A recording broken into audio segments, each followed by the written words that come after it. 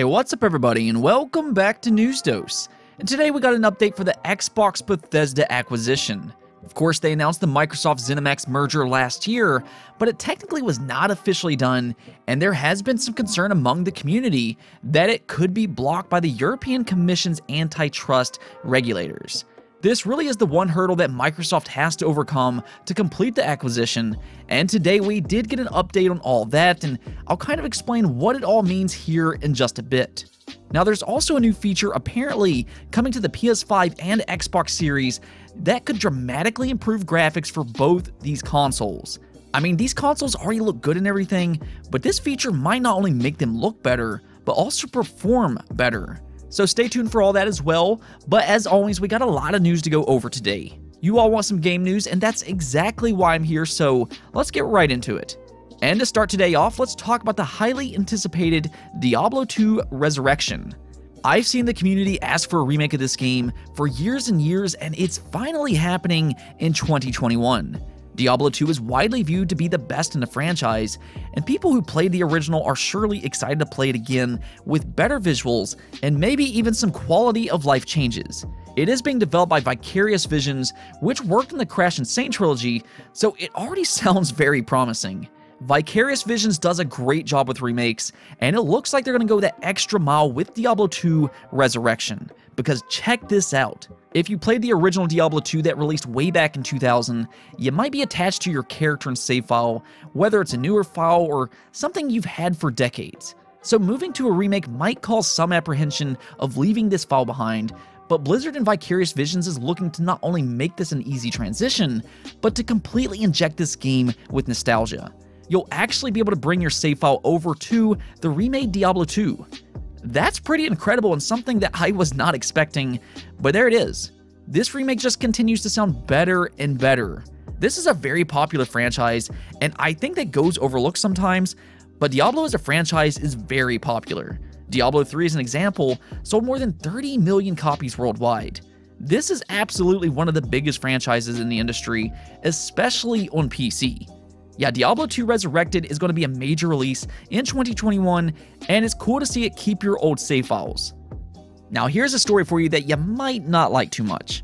One of the more controversial decisions in gaming as of recent has been with next-generation pricing. We have seen a few publishers increase the price of their games from $60 to $70. Depending on what region you live in, it could be worse for some countries, but this seems to be happening slowly with publishers such as Sony and Take-Two moving to that $70 price point. We first saw this last year with NBA 2K21, and as you would expect, fans were pretty angry about this. The last generation version of NBA 2K21 sits at $60, while on the PS5 and Xbox Series, it's $70. Now, to be fair, it does look much better on next generation consoles. It's a very realistic game, but still much of the community is not sold on $70 games. Well, Take-Two would disagree with that. The CEO of Take-Two has once again reiterated that the decision of $70 games was correct, and he even says that players were ready for it. His exact quote was, "We announced a $70 price point for NBA 2K21. Our view was that we're offering an array of extraordinary experiences, lots of replayability, and the last time there was a frontline price increase in the US was 2005, 2006, so we think consumers were ready for it." Yeah, I'm not sure that's the best choice of words here. I don't think consumers was really ready for it.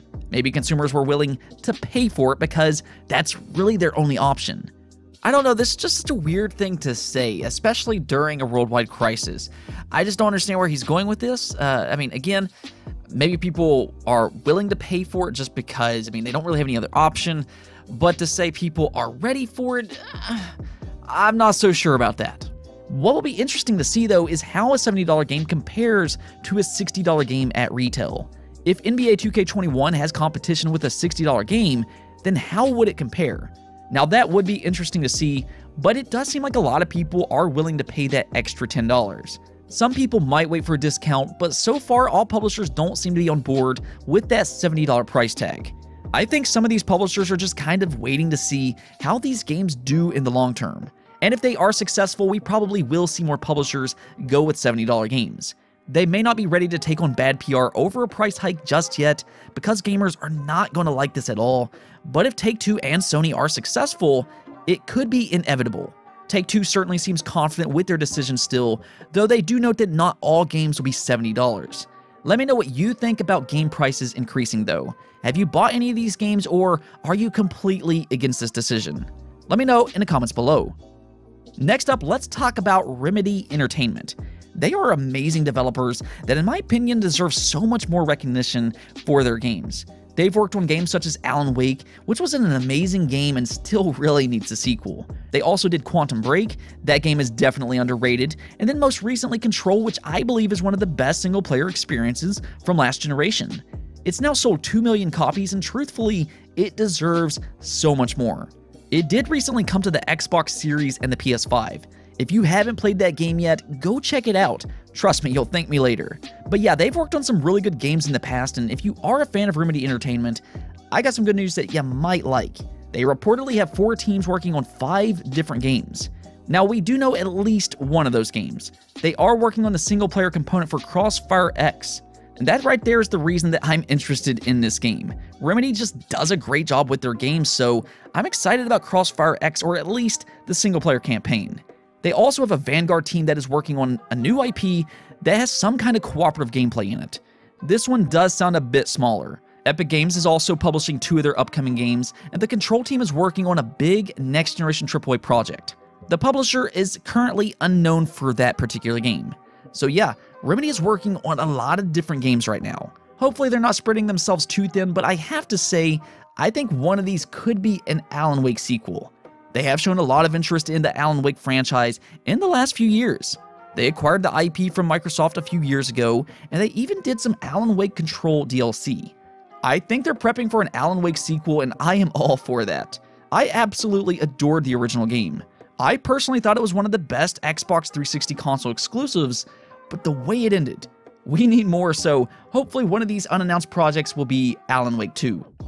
And speaking of Xbox exclusives, there has been that one question that everybody wants to know. Will Bethesda games be exclusive to Xbox or not? And really, we don't know yet because Microsoft isn't legally allowed to talk about it until that acquisition is completed. Well, we're getting closer to that reveal as we got a new update today that could indicate the European Commission antitrust regulators have approved the acquisition to go through. This was viewed as being the last hurdle before completing the acquisition, and it does appear, at least currently, that they approved of the Microsoft ZeniMax merger. This was spotted over on the Providence Equity website where they list its status as being realized. Now what this means is that the investment has been realized and sold. If it were still ongoing, it would instead show as active. So this is an early indication that yes, it's been accepted, and now Microsoft and ZeniMax is free to complete the acquisition. Now, I don't know how quick that'll all be done, but Brad Sams on Twitter did point out that Microsoft had internal meetings over the ZeniMax merger last night on March 4th. I highly doubt that's a coincidence, and if that's true, which I have no reason to believe it's not, then they could be preparing for their next step. I think from everything that we're hearing right now, an official announcement is imminent. We could get a celebration blog post as early as next week, and hopefully on Monday. This is just speculation, of course, but I will say this. If they do celebrate through a blog post, I would not be surprised if they don't talk about exclusivity. That just seems like a strange way of announcing it. Rumor has it that Xbox plans to do some kind of an event for the Bethesda acquisition around mid-March. It could possibly be on the 23rd where Microsoft talks about gaming, but what I kind of expect is for them to just sit Phil Spencer or Matt Booty down with Todd Howard and talk about the future of Bethesda with Xbox. If they talk about exclusivity anywhere, that would be my guess, but I'd be happy if they officially announced something in a blog post as well. It doesn't really matter to me where or how they do it, I just want something official to come out on this. We've speculated on this far too long. We need something official. I myself personally believe that yes, they will be exclusive to Xbox and PC from this point forward. I think that makes the most sense as it's the best way for Xbox to improve their own ecosystem as Bethesda games are real system sellers or even subscription sellers. To me, that is the bigger picture, but the thing is, you just never really know when it comes to Microsoft. They have a way of surprising you, but luckily, it does look like they're getting closer to completing the acquisition, so we can finally find out officially. Moving on, these next generation consoles have now been out for 4 months. Yeah, I guess it's really been that long, and there's been a lot of excitement for how powerful these machines are. These are state-of-the-art machines that's capable of ray tracing, 60 frames per second, super fast load times, and 4K resolution. The Xbox Series X and PS5 are big upgrades over the Xbox One and PS4, but it sounds like they're already going to get a substantial graphical feature that can dramatically improve performance with things like frame rate and even ray tracing. Ray tracing is a great looking feature that is kind of hard to implement in games currently. I mean, there's plenty of PS5 and Xbox Series games with ray tracing, but there's a good chance that you'll have to play them at 30 frames per second. For a lot of people, they're not willing to sacrifice frame rate for ray tracing, which, as I've mentioned on this channel several times, it's an incredibly demanding feature. Well, as you may know, NVIDIA put out DLSS 2.0 for NVIDIA-capable video cards. Now, what this does is that it's a technique for smart upscaling where it takes an image rendered at a lower resolution and then upscales it to a higher resolution. More or less, this provides more performance than native rendering.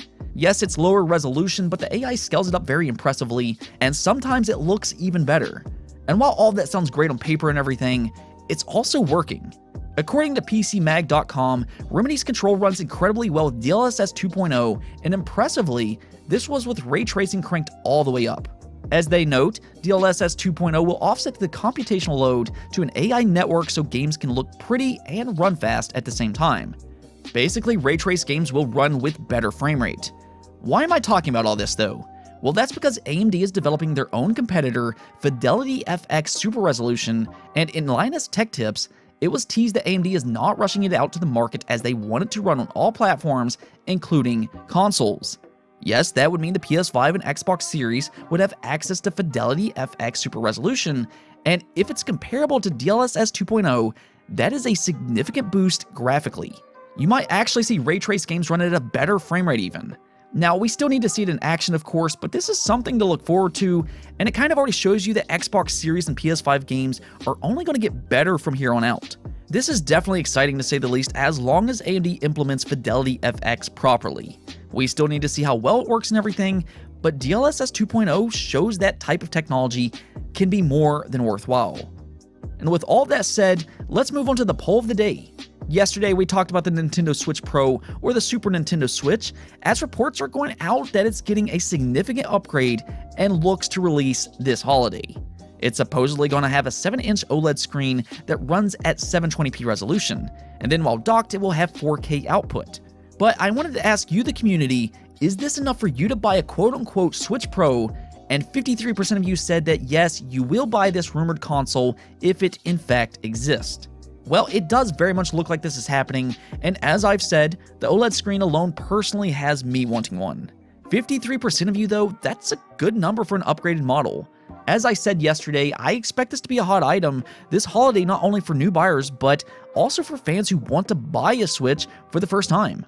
In fact, looking through the comments, Michael Scheffellers, which I'm hoping I'm pronouncing that right, mentioned it will be the first time he's bought a Nintendo console since the Nintendo 64. Well, Michael, you waited for the right time. I can assure you the Switch is a great device with a lot of good games, and with that extra power, it can hopefully make games look a bit better. Anyways though, that's it for this episode, but if you liked the video, don't forget the bell notification and subscribe button for more content just like this. Also, if you'd like to support the channel through Patreon, thank you for making this content possible. Peace out.